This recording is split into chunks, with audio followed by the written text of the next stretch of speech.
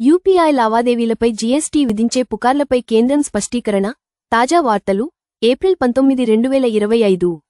దేశవ్యాప్తంగా UPI లావాదేవీలపై GST విధించే వార్తలు సోషల్ మీడియాలో వైరల్ అవుతున్నాయి.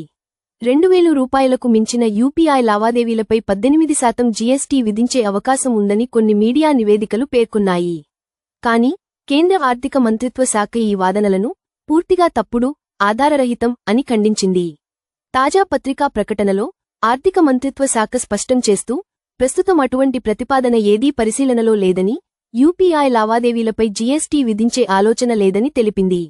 మీరు యూపీఐని ఎంత తరచుగా ఉపయోగిస్తారు? ఈ స్పష్టీకరణపై మీ అభిప్రాయం ఏమిటి? కామెంట్లో తెలియజేయండి. ఇలాంటి లైవ్ న్యూస్ మరియు ఖచ్చితమైన సమాచారం కోసం మా ఛానల్ని సబ్స్క్రైబ్ చేయండి. మీరు ఆంధ్రప్రదేశ్లోని ఏ జిల్లా నుంచి చూస్తున్నారు అనేది కామెంట్లో చెప్పండి. ఈ వీడియో ఎక్కడి వరకు చేరుతోంది తెలుసుకోవటానికి ఉపయోగపడుతుంది.